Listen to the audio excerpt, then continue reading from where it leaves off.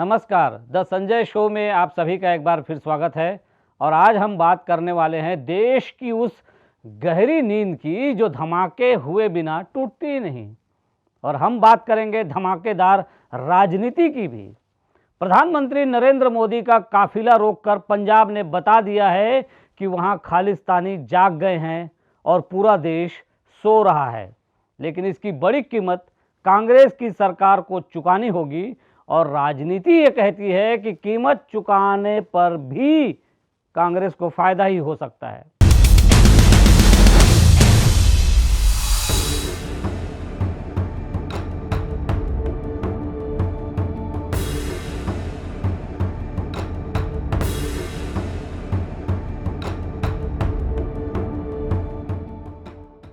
आज हम बात कर रहे हैं कि जिस तरह एक दिन पहले पंजाब में प्रधानमंत्री नरेंद्र मोदी के काफिले को रोका गया, उससे उपजी राजनीति और परिस्थिति की।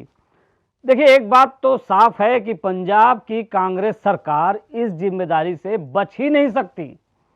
वो चाहे जो भी और जितनी भी दलीलें दे दे, पर प्रधानमंत्री के काफिले के सामने गाड़ियों को अड़ाकर जाम लगाना और फिर 20 मिनट तक प्रधानमंत्री का फंसे रहना सुरक्षा में चूक ही माना जाएगा।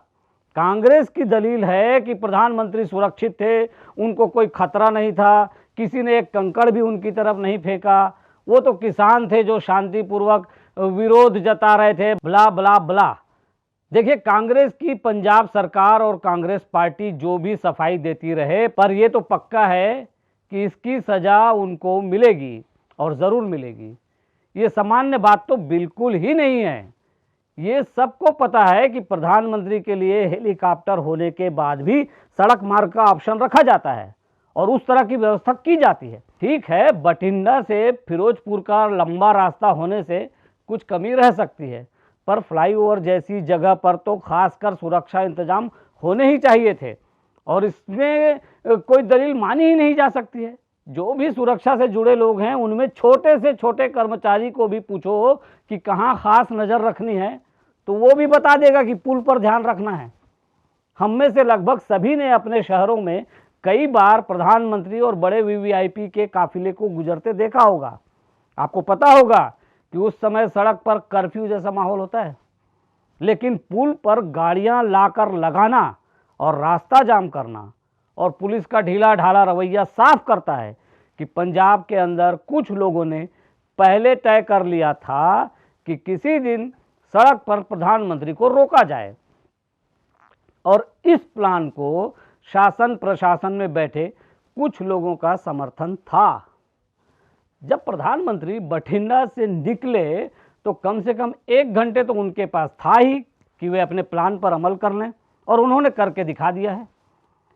किसान आंदोलन के समय से ही पूरे देश ने देखा है कि पंजाब में खालिस्तानियों का जोर बढ़ गया है। पिछले कुछ सालों में उन्होंने अपनी ताकत न सिर्फ पंजाब में बल्कि पूरे देश में बढ़ाई है। पाकिस्तान और चीन के सहयोग से सारा मूवमेंट चल रहा है, पर पंजाब की सरकारों ने कभी भी कड़ा कदम नहीं उठाया, बल्कि जिम्मेदार सोते रहे और खालिस्तानी जागते रहे।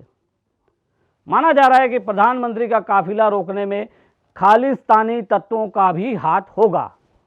वे काफी दिनों से किसानों को भड़काते रहे हैं और वोट के लिए कई राजनीतिक दल उनके साथ हो लिए हैं। ये जरा चिंता की बात है। अब जरा हम इस पूरे प्लान और इसकी राजनीति को समझ लेते हैं। आपको याद होगा कि किसान आंदोलन के समय से ही आंदोलनकारी पूरी कोशिश करते रहे हैं कि किसानों पर बीजेपी सरकार गोली चला दे, चाहे दिल्ली में चलाए, चाहे हरियाणा में चलाए, चाहे यूपी में। और जब गोली नहीं चली तो वे लाल किले तक चढ़ गए, लेकिन वहाँ भी मोदी सरकार उनके ट्रैप में नहीं फंसी। यूपी, पंजाब समेत कई राज्यों में अब चुनाव होने वाले हैं। अगर किसानों पर गोली चल जाए तो पूरी दुनिया में मोदी सरकार को बदनाम तो किया ही जा सकता है, और पंजाब, हरियाणा, यूपी इनके चुनाव में बीजेपी को नुकसान भी पहुंचाया जा सकता है। अब पंजाब में जो हुआ वो उसी से आगे का एक कदम है। सबको पता है कि अगर प्रधानमंत्री की सुरक्षा को ही खतरे में डाल दिया जाए तो गोली चलने से कोई नहीं रोक सकेगा। तो इस बार ये काम किया गया। खबरें आ रही हैं कि प्रधानमंत्री की कार की ओर भी बढ़ने की कोशिश कुछ लोगों ने की थी। प्रदर्शनकारियों के हाथों में लाठियां थीं और हो सकता है जेबों में कोई और हथियार भी रहा हो। अगर प्रदर्शनकारी ज़्यादा आगे बढ़ जाते तो मोदी के सुरक्षा कर्मियों की मजबूरी हो जाती कि वे गोली चलाएं। इसमें 10-20 लोगों की जान जा सकती थी। बस इतना होते ही पूरे पंजाब में हल्ला कर दिया जाता कि मोदी ने किसानों पर गोलियां चलवा दी और चुनावों में किसानों को बीजेपी और उसके सहयोगियों के खिलाफ वोट करने के लिए प्रेरित किया जा सकता है।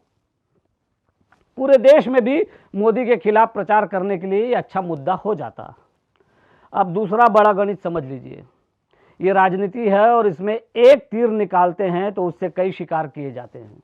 ये तो लगभग तय दिख रहा है कि पंजाब में प्रधानमंत्री के काफिले को जिस तरह और जिस जगह रोका गया है वो भयंकर बड़ी चूक है और उसे माफ किया गया तो पूरे देश में विपक्षी दलों की सरकारें ऐसी लापरवाही कर सकती हैं। आज पूरा देश पंजाब सरकार को बर्खास्त करने की मांग कर रहा है और लोग कह रहे हैं कि चुनावी फायदे के लिए मोदी कुछ ज़्यादा ही सहनशील हो जाते हैं, जबकि उनको सख्त कदम उठाने की ज़रूरत होती है। अब सवाल उठता है कि क्या कांग्रेस की सरकार ने लापरवाही जानबूझकर की है? ऐसा करके उसे क्या फ़ायदा होगा?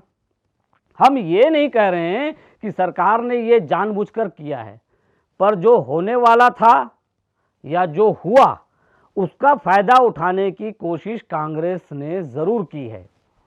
देखिए, पीएम की रैली जैसे बड़े इवेंट हो रहे हों तो शासन के बहुत सारे अंग उसमें शामिल रहते हैं और कहीं एक गलती हो जाए तो पूरे शासन को गलत नहीं कह सकते हैं, लेकिन कुछ ऐसे तथ्य हैं जो इस बात की ओर इशारा करते हैं कि पंजाब सरकार को पूरी तरह निर्दोष कहना ठीक नहीं होगा।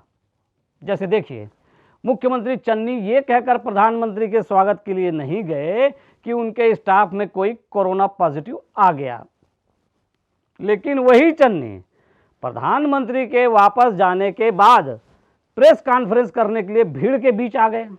इतना ही नहीं, आज खबर आई है कि वे लुधियाना में चुनावी सभा कर रहे हैं।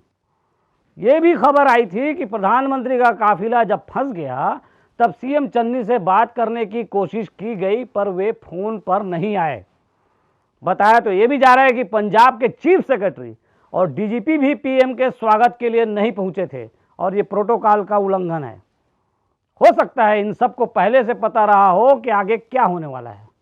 मतलब साफ है कि कल तक पीएम के लिए जान देने की बात करने वाले कांग्रेस की सरकार के मुखिया जानबूझकर अब ये बताने की कोशिश कर रहे हैं कि उनकी तरफ से प्रधानमंत्री की उपेक्षा की गई है।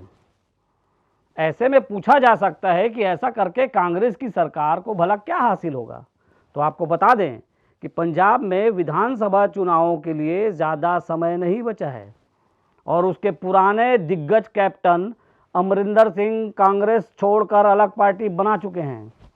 राज्य में कांग्रेस सरकार और संगठन में टकराव की नौबत भी आ गई है। आम आदमी पार्टी ने अलग से कांग्रेस की नींव हिला रखी है। ऐसे समय में किसानों का मसीहा बनने की कोशिश करना राजनीति के हिसाब से गलत नहीं है, पर गलत तब है जब इस मसीहाई प्रयास से देश को नुकसान हो रहा है। अब केंद्र सरकार के पास पंजाब की सरकार को बर्खास्त करने के अलावा शायद दूसरा कोई विकल्प नहीं है। तो सवाल ये उठता है कि पंजाब की सरकार ने फिर ऐसा क्यों किया कि उसे बर्खास्त कर दिया जाए। तो यहाँ भी राजनीति है, जरा इसे समझें। पंजाब सरकार के कार्यकाल को 1-2 महीने ही बचे हैं। 1 महीने पहले सरकार चली गई तो कांग्रेस घूम घूम कर बताएगी कि किसानों के लिए उसने पंजाब की सरकार का बलिदान कर दिया है। तब किसानों के राज्य में उसको फिर से सरकार बनाने का मौका मिलना चाहिए। यानी सरकार गई तो उसे कुछ खास नुकसान नहीं होगा, बल्कि कांग्रेस को उसकी सीटें बढ़ने की संभावना दिख रही हैं। अब जरा सोचें कि यदि पंजाब सरकार नहीं गई तो क्या होगा। केंद्र सरकार की अब मजबूरी है कि वो कुछ ऐसा करे कि अगली बार कोई भी राज्य में ऐसी हरकत किसी भी पीएम के साथ न हो। इसके लिए उसे सख्त कदम उठाना ही होगा और राज्य सरकार को बर्खास्त करने से कम की सख्ती शायद मिसाल नहीं बन पाएगी। अगर केंद्र ने सरकार को नहीं हटाया तब भी सीएम चन्नी घूम घूम कर प्रचार करेंगे कि उनकी सरकार के रहते ही किसानों की आवाज़ दुनिया तक पहुंची है और उनकी सरकार खतरे में पड़ गई थी, पर उन्होंने किसानों का साथ दिया, इसलिए अब किसान उनका साथ दें। यानी कुल मिलाकर पंजाब में खेली गई राजनीति का सार क्या है? सार यही है कि मोदी को पटखनी देने के लिए सालों से तरह तरह के प्रयास करती रही कांग्रेस की आखिरकार जीत हो ही गई। गीता का एक श्लोक याद करिए जिसमें कृष्ण अर्जुन से कह रहे हैं, हतो वा प्राप्यसी स्वर्ग जित्वा वा भोक्ष्यसे मही, यानी मारे गए तो स्वर्ग और जीत गए तो पृथ्वी पर राज्य करने का मौका। कांग्रेस की सरकार रही तो काफिला रोकने का श्रेय उसे मिलेगा और सरकार गई तो बलिदानी बनकर घूमने का अवसर आएगा। कांग्रेस ने दोनों ही स्थिति में खुद को मजबूत कर लिया है। अगर सिर्फ राजनीति की बात हो तो पंजाब सरकार के लिए ये उपलब्धि है। अब जरा गणित नंबर 3 को समझें, जिससे बीजेपी को नुकसान ही होगा और खालिस्तानी मंसूबे पूरे होंगे। गणित ये है कि पाकिस्तान लंबे समय से कोशिश कर रहा है कि सिखों को बाकी समाजों से अलग किया जाए और उनको खासकर हिंदू समाज के खिलाफ भड़काया जाए, और हिंदू जो सिखों को अपना भाई मानते हैं और सरदार कहकर सम्मान देते हैं, उनको सिखों के खिलाफ भड़का दिया जाए। भारत को कमज़ोर करने के लिए ऐसे ही एक समाज को दूसरे से लड़ाना ज़रूरी है, तो उसने खालिस्तानियों को आगे करके सिखों की छवि खराब करने का काम शुरू किया है। काफिला रोकने की बदनामी सिखों के ऊपर डालने की कोशिश पाकिस्तान कर सकता है। इससे सिखों की हिंदुओं के साथ एकजुटता पर असर पड़ सकता है और जिसका राजनीतिक नुकसान बीजेपी को होगा। देखना होगा कि सालों से विरोधियों को उनकी ही चाल से मात देते रहे पीएम मोदी अब क्या चाल चलेंगे? उनके लिए आगे कुआं और पीछे खाई जैसी स्थिति दिख रही है। तो आज की चर्चा में इतना ही, आगे फिर किसी मुद्दे पर बात करेंगे। वीडियो पसंद आया तो लाइक कर दीजिए और शेयर कर दीजिएगा। और हाँ, इसी तरह के और भी वीडियोस देखने के लिए IBC 24 के हमारे इस YouTube चैनल खबर बेबाक को सब्सक्राइब ज़रूर कर लीजिएगा। नमस्कार।